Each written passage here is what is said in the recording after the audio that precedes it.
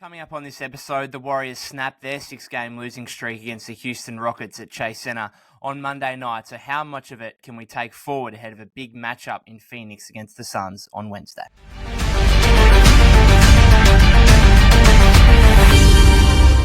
Welcome back to the Golden State with Mates podcast. It feels good to be talking some Warriors basketball after a win. It feels like an eternity ago that the Warriors beat the Detroit Pistons, I think was their last win, ahead of what was a six-game losing streak, obviously, and very disappointing given 5 of those had come at home. But thankfully, they were able to finish the homestand with a victory over the Houston Rockets on Monday night. A good win is what I'm going to say, and I just want to give some perspective here because I went into the game and I'm sure I wasn't alone in thinking that this was a bit of a lose-lose situation for Golden State in terms of you're coming up against a young, still rebuilding team on the road on the second night of a back-to-back. You should just be winning that game, right? And if they lose, then I think Twitter would have exploded. I think Warrior fans would have been pulling their hair out, going mental, and probably rightfully so if that the losing streak had extended to 7. And of course, if they'd won, then, which they ultimately did, then it would just be put down to, well, that's a game you should be winning, as I said, against a young rebuilding team, second night of a back-to-back on the road. However, after watching the game, I was actually fairly impressed with how the Warriors played, and I think you've got to put it into the perspective of the Rockets had recently come off a 6-game winning streak, and they're also still the 6th best defense in the league. So this is not a previous Houston Rockets outfit that, last season, year before that, who were just abysmal and horrific, and it was a guaranteed dub, basically. This was one that the Warriors really had to work for, and the Warriors had to actually play pretty well in order to win it. And, first up, full credit to the Rockets for how they battled, particularly in the second half, because there was probably a few occasions there where the Warriors, I think they got out to a 14-point lead on a couple of occasions, and in that scenario, there'd be times where young teams, again on the road, second night of a back-to-back, they would fold, and the margin would blow out 20 plus, and the Warriors would win very easily. So I want to give credit to Houston for that, and for the fact that they were able to make it a game towards the end. Now, I don't think they ever truly threatened, like the final score, 121-116, the 5-point margin. It was never any less than that throughout the entire second half. The Warriors obviously built up a 10-point lead in the second quarter and had that lead at halftime. The Rockets scored the first 5 points of the third quarter, cut it to 5. Warriors kind of steadied, and then it hovered around double digits for the majority of the second half, around that 8 to 14 point margin. And the Rockets made a little bit of it, a game of it at the end, but again, as I said, they never truly threatened. They never got within that 5-point barrier. So first of all, full credit to them. They're a much improved young team. I think Ime Udoka's doing a great job. They've got now a nice blend of young talent with Jalen Green, Jabari Smith Jr., but also the veteran presence of Fred VanVleet, Dylan Brooks, Jeff Green even coming off the bench. So they are a much improved team. They're a hard team to beat. And so I don't think we should necessarily throw this game away from a Warriors standpoint as, this was a game at home against a bad team and they should have just won. So, what really do we take from it? I think you can take a little bit away from it. I think it's a confidence builder of sorts. Now, things will escalate, I suppose, a bit when you come up against, the Suns in Phoenix on Wednesday, and that's going to be a huge matchup. But I think from an offensive standpoint, this was maybe one of the best offensive games we've seen from the Warriors all season, with which we're now 15 games into it. I thought it was a near perfect display is what I'm going to say. Now, it wasn't flawless, but again, the 6th best defense in the league. You score 121 points. You go 21 of 43 from 3-point range. You get a multitude of different scorers. So Steph goes for 32 on 14 field goal attempts. That's incredible efficiency. He got to the line 12 occasions, made 11, made 5 of his 9 threes. Had a really slow start to the game. He took one shot attempt in the first, I think it was 19 minutes or something like, I think it was more. First one field goal attempt in the first 21 minutes of the game. I don't think he took his second shot until less than 3 minutes to go in the second quarter. So a fairly slow start from Steph. I think Dylan Brooks is doing a good job of harassing him as he does, but Steph's got something over Dylan Brooks. He's got something over the Houston Rockets, and ultimately that came to the fore with his 32 points. Klay had 20, his first 20-point game of the season. We'll get into that in a second. Dario Saric had 18 off the bench, including 11 in the second half. I thought he was really important. CP3, maybe his best overall game as a Warrior. I'm not sure. He'd be definitely top 3. He'd be definitely up there. He had 15, 6, and 12. Only one turnover. Wiggins had 12. He had, I think, 10 in the first half. Not his greatest game. The three ball, he made 2 of his 3-point attempts, which is a positive sign, but then he was only 3 of 10 from the floor overall. And then you get like little bench production from Kuminga and Moody, who each had 7 points. So I just thought the overall scoring production was really positive, and that's kind of when you're looking at the Warriors, aside from Wiggins hopefully scoring, getting 6 to 8, 10 points more per game and getting up towards 20. Apart from that, I think it's the kind of diverse scoring that you really want. Steph's going to have his 30, and Klay has 20, and CP has 15 and 12 assists, and Dario has a big game off the bench, and Kuminga and Moody chip in here and there. Like it was almost the perfect offensive game from just the diverse scoring in the multitude of ways that the Warriors were able to put up points. So I think that was a really major positive. Just a few things to get into. I'm going to make this episode kind of short because I want to obviously do a pretty big deep dive into the Suns game tomorrow, which will obviously be a massive one. Klay is the big one for me, and obviously I spoke about him quite a lot on last episode. I think this narrative with him is growing and growing in terms of the push and pull, I would call it, between trying to quickly reestablish confidence for Klay Thompson, but also remaining patient and not hijacking the offense with questionable shot selection, which we have seen. We saw, I pointed to the overtime against the Thunder the other day in that loss, in that one possession where he had with the leaning wing 3, which over Lou Dort, which was ill-advised, which was then backed up straight away by a tough contested corner 3, which he airballed. That was a horrible possession, which I identified. It was a wild first quarter sequence from Klay Thompson. Not to say it was bad, but it was wild. It was a roller coaster. So he has 4 open to wide open 3-point attempts in the first 4 minutes of the game, and he cashes 3. And you know what? Not surprising. He went into the game 50% on wide open threes, throughout the first 14 games of the season. So not a surprise that he cashed 3 of them. But then I felt like his confidence escalated to the point where it was like, oh, I'm back now. I've made 3 threes. I'm back. Let me post up Fred VanVleet a couple of times, or whoever it was, and let me get into my bag. Let me take this tough fadeaway mid-range jumper. Oh, I've missed it. And then he makes another. He takes one off the dribble, makes a mid-range and one. And so all of a sudden he has 12 points in the first 6-7 minutes of the game. But then you're also seeing he's taken 9 field goal attempts in the first 7 minutes. And that was eyebrow-raising, startling to a lot of fans, because at the same time, Steph, as I said, had 1 in the first, well, 1 at that point in the game, and then also 1 throughout the first 21 minutes of the game.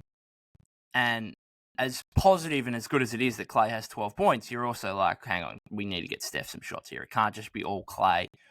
And I look back to that first quarter, and I think, my whole thought throughout it was, okay, just because you've made some shots here, it doesn't mean that you're back and that you're feeling it now, and that, I need to take this heat check shot, or I need to post up and take some tough contested fadeaway jumpers. Like that's not it. The whole point of it is, okay, you've seen that you'll make the open attempts, so just bottle that up. That first 4 minutes of Klay Thompson where he gets 4 open looks, including, I think it was the first one of the game, which he missed, which again was an open look. That's fine. And you've just got to bottle that and try and replicate it across the whole game. Now, you're not going to get 4 open looks in the space of 4 minutes like that. And in reality, there's probably going to be, I've just wrote an article about it on Blue Man Hoop, and I've said, 10 to 12 open looks a game, which you are happy for Klay Thompson to take. And he might score 15 to 20 points as a result. And then, of course, he's going to have 2, 3, 4, 5 shots a game, maybe, which are tougher. Okay, that's always going to come. But it's got to be that kind of contrast of, 10 to 12 open looks and just a few tough ones rather than 50-50 or more tough jumpers than open ones. And again, it goes back to the push and pull between trying to reestablish confidence and him trying to feel it and get into a rhythm and a groove, and also remaining patient. And Steve Kerr said after the game, basically, that we're trying to urge Klay to stay patient, to not, when he gets the ball, not take his defender one-on-one and into, a tough fading jump shot or whatever, and, give the ball up, get back off the ball and do his work from there, because that is how he has made his living, is as an off-ball catch and shoot player. And so whenever I see him, as the ball handler in a pick and roll situation, I'm scratching my head thinking, what is going on here? What are we doing? So again, as Steve said, like whenever he gets the ball, if it's not an open look for a catch and shoot attempt, it's get the ball back to Steph, to CP, heck, to Brandon Bajemski, like whichever ball handler is on the floor, and let them go to work, and maybe you get an open look later in the possession or whatever it may be. But I just think that's really important. And the 9 field goal attempts in the first 7 minutes, the first few were great. He has 12 points. That's nice. But it's still about being able to bottle up those first 4 minutes where he's having the open looks and not necessarily thinking that, because I've made a few, now I'm feeling it. Now I'm going to get into my bag here a little bit. And I think it's a tough one for Klay. It has to be, because the reality of it is that, again, if he's just taking the open looks, and even if he's knocking them down, like he's now 52.6% on wide open threes this season, like he's making shots when he's wide open. And that's the thing that I've always said about Klay, and people saying, he needs to move back to the bench and stuff like that. It's like, no, because he's still making the wide open ones at a high rate. Defenses are always going to respect his ability to be able to do that. And in a starting lineup that's lacking perimeter spacing, with normally Draymond at the 4 and Kevon at the 5, with Wiggs and the way he's been shooting this season, with the lack of shooting out there already, you cannot move Klay Thompson back to the bench. Because if anything, even if he's not hitting shots, teams will respect him at the 3-point line. And I've said that the entire season. So I've never been one that, Klay needs to move back to the bench, or even that he needs to play too much less. Like he played 30 minutes last night. That's fine. That is fine, because he does pose a threat on the back of shooting 52.6% on wide open threes. Teams have to guard him, right? But for him, it's the tough situation of he's playing for a contract. He's on an expiring deal. He's going to have to take a pay cut. There's no doubt about that. What kind of pay cut is it, though? Well, that's going to be determined on his numbers this season, ultimately. And for him, he's just got to, it's about accepting the role of, okay, 10 open looks a game, maybe 14 to 15 field goal attempts a game, and you can still get 18 to 20. I think he can still be an 18 to 20 point scorer as a result, but you're not all of a sudden going to be a 22, 23 point per game scorer, or even more, where all of a sudden that's demanding $30+ million a season, where that's potentially worthy of an all-star spot. And that is the thing for Klay Thompson here, is that he's just going to have to try and fight and ultimately try and accept the fact that, hey, you're probably not going to get back to being an all-star like you wanted to be. You're probably not going to be able to command a $30+ million contract. But in order for this team to be successful, you can't be pushing for those things. You need to be taking the shots that are open for you. And as we've seen, you will knock them down, and you can still be an 18 to 20 point scorer for us. And that is incredibly valuable. And that will still get you $20 to $25 million a season. That'll still get you a 4-year, $100 million contract, which is, I think, probably around the mark that we've been, pushing for here or pondering here, I suppose, as fans and analysts for the last, since the start of the season, I guess. The defense is average at best, but I think, again, like some of his post-up defense last night was pretty good. Like his strong body in the post. The perimeter stuff's a different story, but that's fine. If Wiggins can get back to his best, that's whatever. Like, I think he can still be a $20 to $25 million player. This narrative that Klay Thompson is washed is false. It just is false. It's nothing to do with, I mean, as I said on last episode, there is some physical athletic stuff there that I'm concerned about, but I was actually impressed against the Rockets in that first 4 minutes. He got 4 open looks. He did.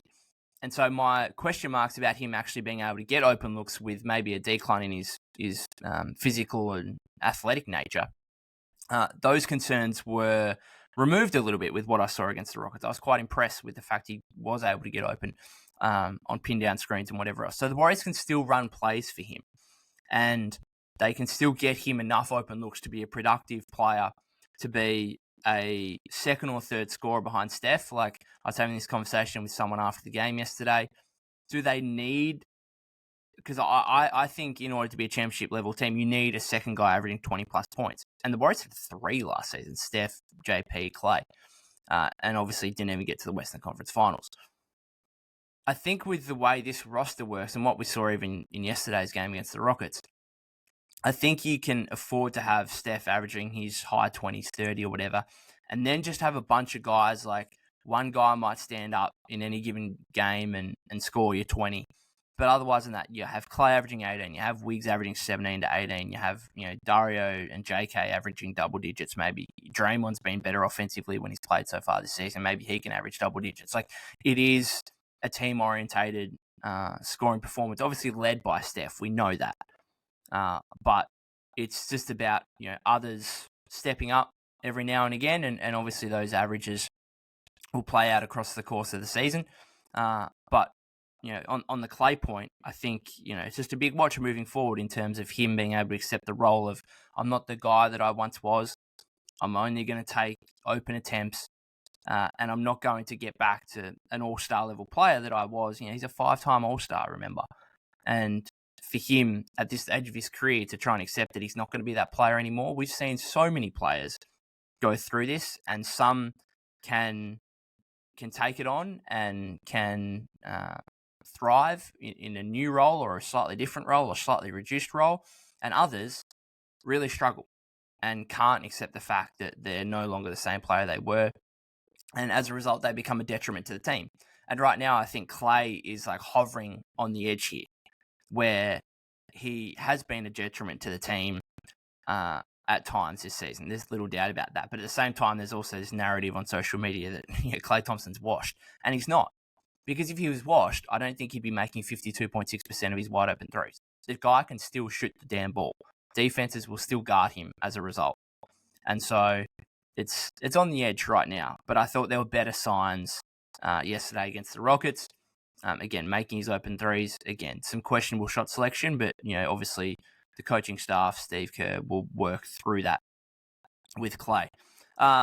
Chris Paul, talking of 3-point shooting, just wanted to give him a little bit of a shout out. So he's now made 13 of his 21 3-point attempts in the last 4 games, and I think it makes so much of a difference when he's on the floor and if teams have to guard him.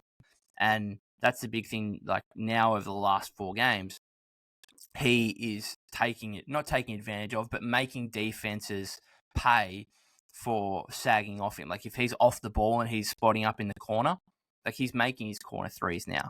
And I think that's such a big wrinkle to the Warrior offense, especially if you've got him out there with Draymond and Looney, or one of the two of them. Wiggins not shooting the ball great. Like, there is a distinct lack of shooting on the Warriors right now, and a distinct lack of shooting threat, I suppose, aside from Steph and Klay.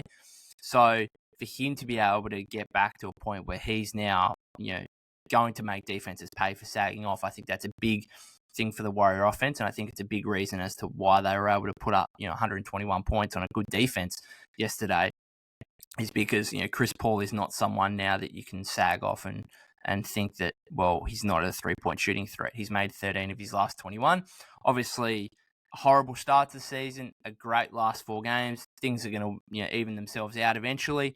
He's currently, I think he's up to now 32.8% on threes, which is actually quite a remarkable rise, given he was like 6% at one point. So things can turn around really quickly, and if he can just get back up to being slightly above average, 36, 37% maybe for the season, then I think that's a good result, especially obviously on top of his playmaking, where he's another 12 assists yesterday. I think 1 turnover. His assist to turnover ratio continues to be really good. And as I said before, I think it was probably his most well-rounded game yesterday. He goes 3 of 5 from 3. Makes a few pull-up mid-range, gets to the free throw line on a few occasions. Just does a little bit of everything on top of the playmaking that we know he's always going to bring. I thought the rotations from Steve yesterday, obviously minus Draymond, minus GP2, I thought the rotations were pretty good. He went 9 deep. He played TJD for 4 minutes in the second quarter, which I don't mind. Obviously, I've been pushing for TJD to get more minutes. I actually like the kind of front court pairing with him and Saric. I've been big on that as well. I was actually quite amazed when he had TJD out there start the second quarter, and he had, I think the lineup was Chris, Klay at the 2, JK at the 3, Saric at the 4, TJD at the 5. And I was like, wow, this is probably a bit as big a lineup as you could play. Obviously Chris is 6 foot, you could play Steph, Pajemski, whatever, have a taller player there. But Klay 6'7", JK 6'7", with huge athleticism. Saric 6'10", TJD 6'8", but he plays much bigger than his size. So that was kind of a nice shift to see quite a big lineup out there, or big for the Warriors anyway, as opposed to the kind of 3 or even 4 guard small ball lineups, which can obviously get crushed defensively and on the board. So it was nice to see that. I thought his rotations throughout yesterday's game were actually pretty good, and I couldn't fault them. And he played Steph the whole last quarter. He played the final 12 minutes, and I thought that was a sign of, I suppose, where this Warrior team is at. And Steve said after the game, he said, I knew we just needed to get this win. And again, credit to the Rockets for forcing that to a degree, because it could have been easy for them to roll over and for the Warriors to blow them out by 20 plus, and for Steve to be able to rest his starters in the last 6-7 minutes of the game. So again, the fact that Steph, Chris had to play in excess of 34 minutes each yesterday isn't necessarily great, but again, credit to Steve. They just needed to win that game. They couldn't, if you had a 7-game losing streak and then you're heading to Phoenix to play the Suns, that's an absolute nightmare. And so to be able to get the win there was obviously really important, and Steve's rotations, I think, reflected that, even minus Draymond and GP2. One thing before we move on, the last thing I will say about the rotations, I have a concern with, so there seems to be this thought that, and again, it doesn't help with Draymond out, but Saric has been closing a lot of these games over Loon. Now, obviously, Steve wants to have the offensive threat out there, the 3-point shooting threat, and Dario obviously played really well yesterday. But I was confused and surprised that he closed yesterday's game. And the only reason why I say that is because I think you can have Dario closing when the opposition offense isn't running through the big, right? Which is most teams. There's not too many players in the league, big men in the league, that the offense runs through. It's Jokic, it's Embiid, but it's also Alperen Şengün. And at that point, with the Warriors, up double digits halfway through the fourth quarter, or whenever Dario came back late in the game, I thought that was a moment where just put Loon out there. Now, maybe Loon probably wasn't doing a great job against Şengün either, and maybe that's what Steve thought. It's we're not really stopping this guy anyway, so we might as well have the guy that can make him pay on the offensive end. That's maybe a fair argument. But Şengün was really the one guy that was going to get Houston back into that game yesterday, and I thought he was eating Dario alive, and Loon was probably going to be able to do a better job. So I was just surprised that they closed with Saric in a game where they led, and they just really needed to protect the lead. And I feel like they should have had Loon out there to try and do a better defensive job on Şengün, because, as I said, he looked really threatening, had a big game, and he was just eating Dario alive on the inside. And he's a very talented, impressive young player, probably in the conversation for most improved player. He's fantastic, and the offense actually runs through him to a degree. So I think you can have Dario closing games when when the opposition offense isn't running through the big man, but against a Şengün, a Jokic, an Embiid, those kind of guys, then I think you've got to have your best defender out there. It's probably all a moot point, because ultimately, when Draymond comes back, it's going to be Draymond at the 5, and it's probably going to be Steph, CP, Klay, and Wiggs. maybe Dario comes in for Wiggs. I don't know. It's going to be interesting to see when Draymond comes back if Wiggs has kind of got himself to a point after that 31-point outing against the Thunder, whether or not he's earns a position back in the closing lineup. We'll wait and see. But I guess why these next two games, why Draymond's out, just to watch, I suppose, on the closing lineup. I guess, when you're coming up against Phoenix and Nurkic, you can probably have Surridge out there closing over Looney. And then they've got the Spurs, which is your kind of Zach Collins, Wemby. Maybe you want to have Looney out there. I don't know. Although, like, Wemby's more of a wing at this point early in his career than a big man as such. It's funny watching him play. I'm looking forward to it later in the week. We'll finish it up there for this episode. The last thing I actually wanted to say here, and it's actually a fairly important point. Just a bit of clarity, I guess. So, with my writing for Blue Man Hoop, I have been doing a little bit of work on writing on Jordan Poole and watching a fair few games in order to provide some content to Warrior fans, because I think it's an interesting topic. Obviously, a huge trade in the offseason. Jordan Poole was such a big part of the championship winning team, such a big part of last season as well. And I think it's important, and I think Warrior fans want to read about how JP's going.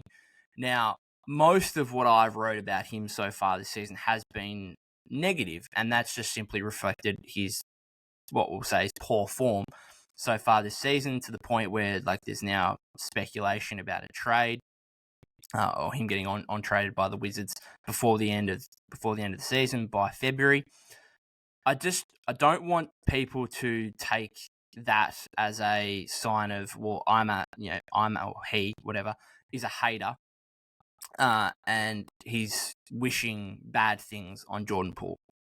I've been pretty disgusted and pretty disappointed by, I would say, the joy that Warrior fans are taking out of Jordan Poole's struggles so far this season. There's been a lot of things that's been said about him, or just low lights that have been reposted by Warrior fans with different comments and stuff.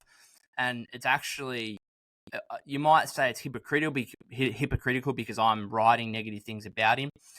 Look, for me personally, it's purely a business decision. As I said, I think Warrior fans want to read about how Jordan Poole is playing, and as a result, the more people that read my work, the more money I make. So it's purely a business decision for me.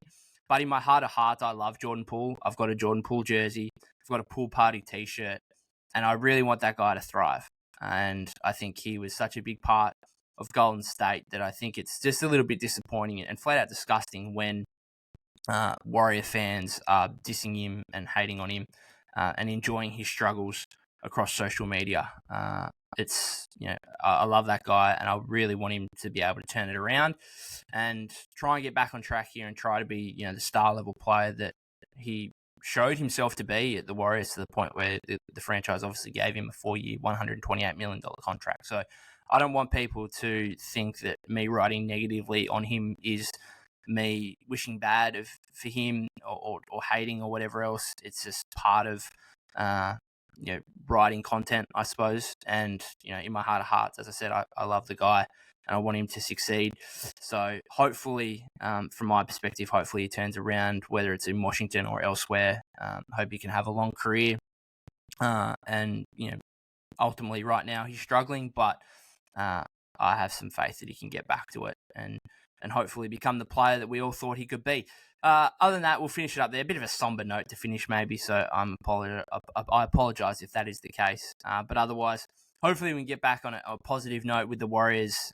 If they can win against Phoenix tomorrow, it's going to be a huge game. Bradley Beal out.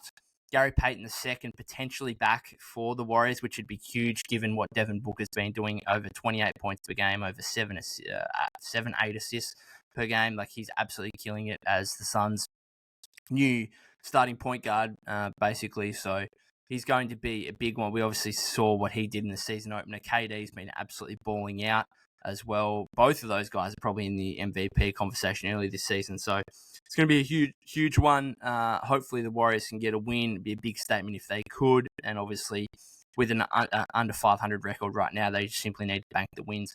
Other than that, Spurs on Friday as well should be a big game. That's an in-season tournament game, I believe. So looking forward to that one. And as I said before, Victor Wembanyama is probably one of the most exciting, if not the most exciting player in the league to watch right now.